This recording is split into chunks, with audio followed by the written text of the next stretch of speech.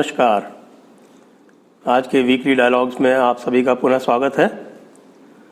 आज हम बात करने जा रहे हैं उस बहुप्रचारित डायलॉग की जो आपने देखा होगा आज तक चैनल पर, तारिक फ़तेह और जावेद अख्तर के बीच में। अब हुआ ये इसमें कि जावेद अख्तर साहब तो हो गए पर्सनल और तारिक फ़तेह साहब मुद्दे के आसपास भटकते रहे। जावेद अख्तर साहब मुद्दे पे कभी आए ही नहीं। तो इसलिए मेरी सलाह है तारिक फ़तेह साहब को कि जिस प्रकार से आपकी वंशावली वहाँ पर उघाड़ी गई थी, उस प्रकार से आपको भी कम से कम जावेद अख्तर साहब की वंशावली का तो ज्ञान कर ही लेना चाहिए था। उसके बाद जो उनका इतिहास बोध है वो भी अव्वल दर्जे का है। उसके बारे में भी कुछ बहुत कहने की आवश्यकता मुझे नहीं है, लेकिन आप निश्चित रूप से उनको उनके इतिहास बोध पर पकड़ सकते थे कि अलाउद्दीन खिलजी को वो क्या समझते हैं, मुग़लों को वो क्या समझते हैं, जहांगीर के बारे में क्या विचार है, शाहजहां के बारे में क्या विचार है, और औरंगज़ेब के बारे में तो उन्होंने विचार इसलिए व्यक्त नहीं किए होंगे क्योंकि उनकी जो वंशावली है वो आरंभ ही वहीं औरंगज़ेब के पास से होती है। फिर दूसरी बात, तारिक फ़तेह साहब, आप एक बहुत ही महत्वपूर्ण बात भूल गए। आप ठहरे एक कन्वर्ट। आपने खुद कहा कि साहब 1850 के आसपास आपके जो पुरखे थे वो कन्वर्ट होके और उसके बाद फिर जो आज का पाकिस्तान है उस तरफ चले गए। लेकिन आपने ये ध्यान नहीं दिया कि जावेद अख्तर साहब जिनसे आप गुफ्तगू कर रहे थे, आपकी हैसियत भी उनसे गुफ्तगू करने की थी या नहीं थी? क्योंकि जावेद अख्तर साहब एक शुद्ध, निखालिस, बिल्कुल प्योर अरबी फारूकी अशरफ है। और हमारे जो अशराफ हैं उन्होंने इस बर्रे सगीर में, या जिसको हम लोग उपमहाद्वीप कहते हैं, अंग्रेज़ी में सब कॉन्टिनेंट कहते हैं, वहाँ उन्होंने क्या क्या गुल खिलाए हैं वो पाकिस्तान के रूप में सबको वैसे ही देखने को मिल रहा है। और जो आप शाहीन बाग देख रहे हैं या तबलीगी देख रहे हैं, ये सब चीज़ें इन्हीं अशराफ की देन है। चाहे वो मौलाना साद कंदेलवी हों और चाहे देवबंद के मौलाना हों, चाहे बरेली के हों, ये सब के सब ख़ास निखालिस सब अरबी हैं। और वो जो अरबी जीनियोलॉजी है उसकी जो सुगंध है उसके आगे आपका जो ये कन्वर्ट वाला लिबास है वो कहाँ चलेगा?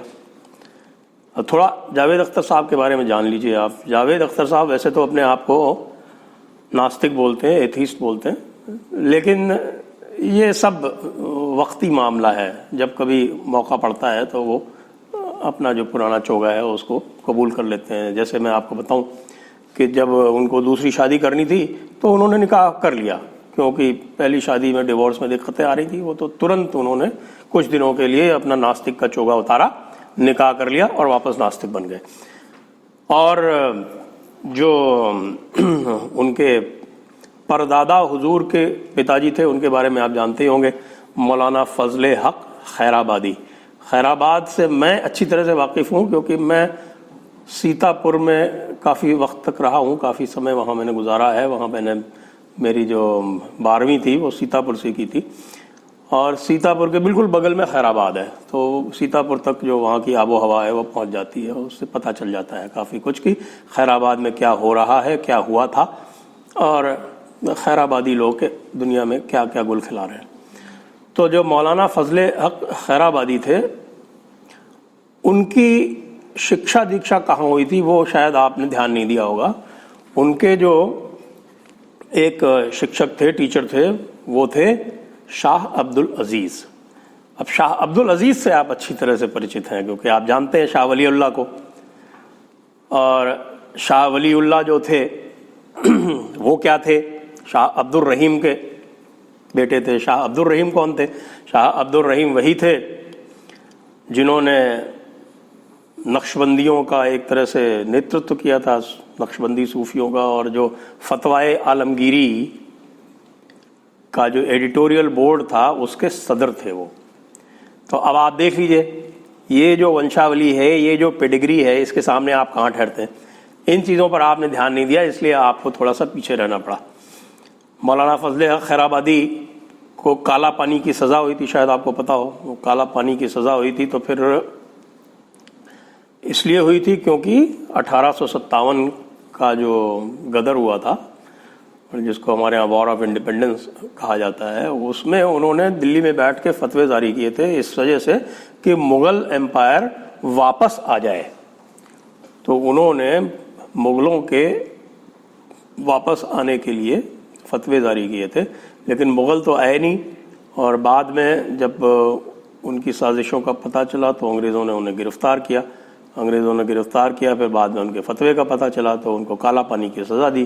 जब काला पानी की सज़ा दी तो मौलाना फजले हक ने ये कहा कि साहब, जो फजले हक जिसने फतवा जारी किया है वो कोई और है, मैं कोई और हूँ। बहरहाल ये झूठ चला नहीं, पकड़ा गया और उनको जाना पड़ा और उनका इंतकाल भी वहीं अंडमान में काला पानी में 1861 में हो गया था। अब आगे देखिए क्या चलती है कि ये जो वंशावली है ये शाह वलीउल्लाह और अहमद रज़ा बरेलवी के बीच में एक लिंक है। आप समझ रहे हैं कि मौलाना फजले हक खैराबादी जो हैं वो शाह वलीउल्लाह और अहमद रज़ा बरेलवी एक तरह से देवबंद, क्योंकि देवबंद शाह वलीउल्लाह का पूर्ण समर्थक है, और जो अहमद रज़ा बरेलवी हैं वो देवबंदियों के सख्त खिलाफ हैं, देवबंदियों को काफिर मानते हैं वो तो। लेकिन अहमद रज़ा बरेलवी के जो शिक्षक थे, जो उनके टीचर थे, मेरे ख्याल से उनका नाम अब्दुल अली रामपुरी था। वो अब्दुल अली रामपुरी जो थे वो मौलाना फजले हक के शिष्य थे। अब शायद आपकी समझ में आ रहा होगा कि आप कहाँ भिड़ गए जाके, और यदि आपको भिड़ना ही था तो कम से कम ये जो बेसिक चीज़ें थी वो तो उसका तो ज्ञान कर लेते।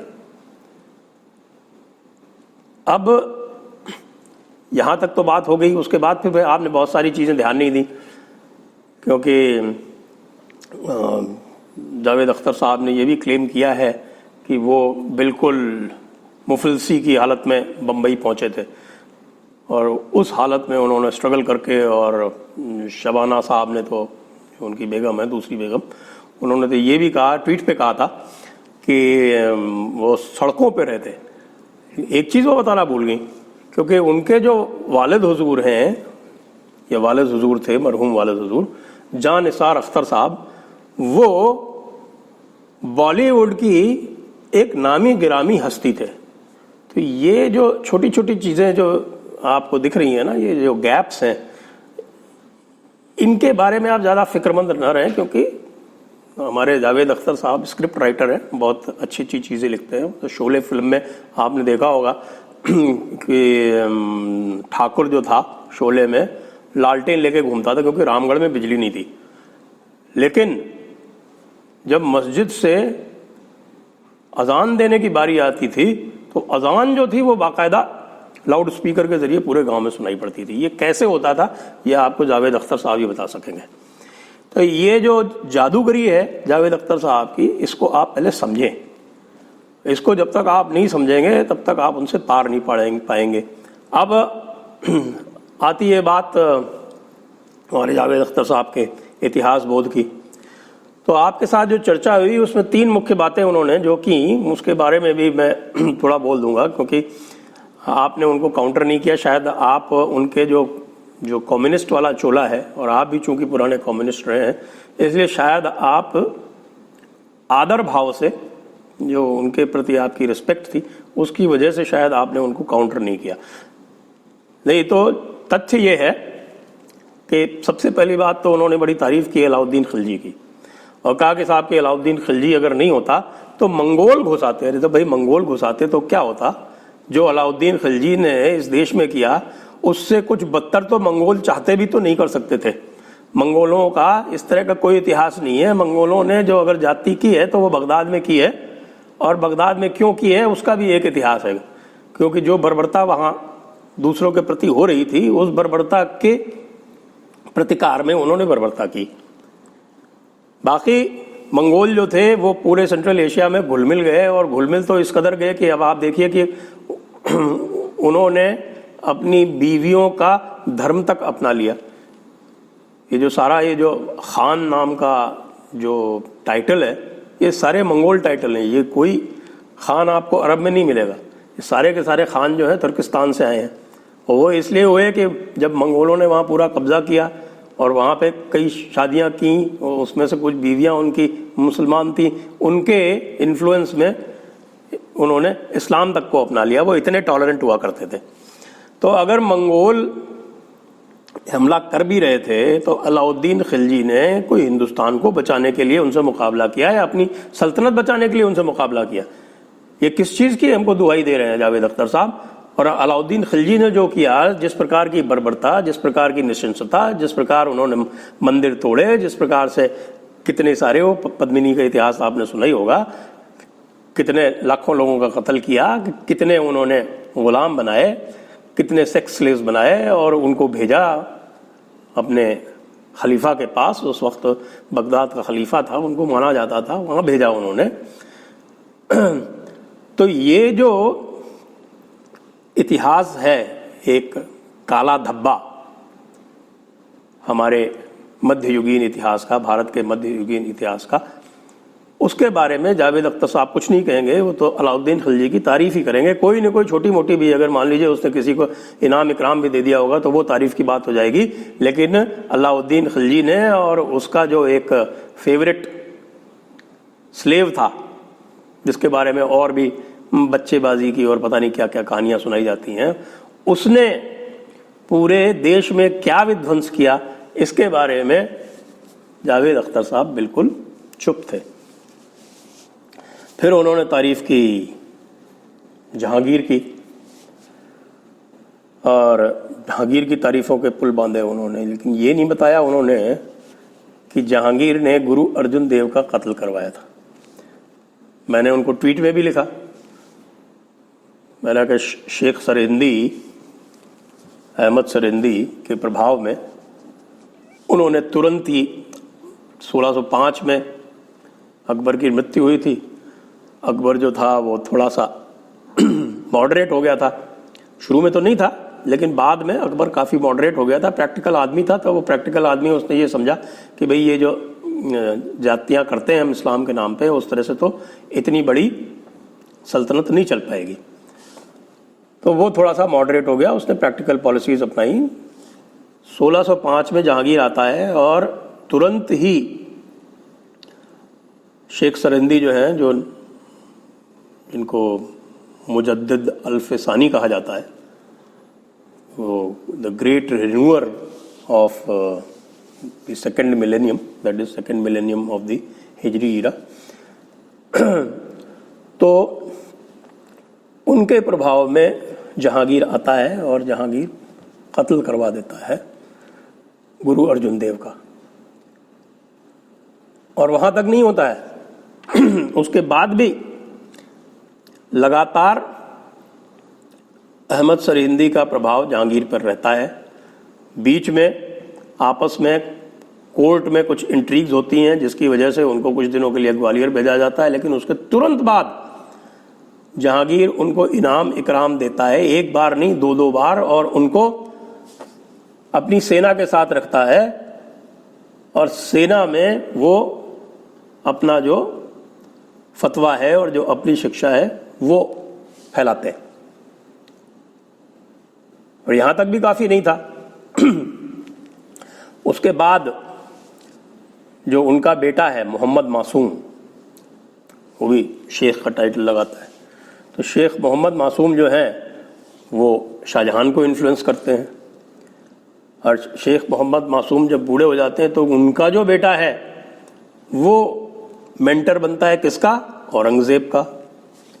अब औरंगज़ेब के बारे में मैं बहुत शुक्रगुजार हूँ जावेद अख्तर साहब का कि उन्होंने औरंगज़ेब की तारीफ़ नहीं करी। चलिए, औरंगज़ेब की तारीफ़ उन्होंने नहीं करी, इसके लिए हम उनका शुक्रिया अदा करते हैं।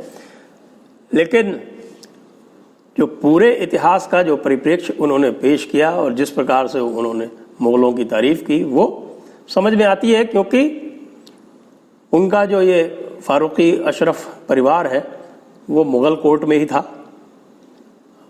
और मुग़ल कोर्ट के जो उनके ऊपर एहसानात हैं उन एहसान का बदला आज फारूक जावेद अख्तर साहब चुका रहे हैं। इसलिए तारिक फ़तेह साहब आप सावधान रहें, इस प्रकार की छोटी मोटी गुस्ताखियाँ आप ना किया करें। आखिरकार आप एक बड़े फारूकी अशरफ से बात कर रहे हैं, किसी छोटे मोटे से नहीं कर रहे हैं। बामुलाइजा होशियार। Press the bell icon on YouTube and don't miss another update.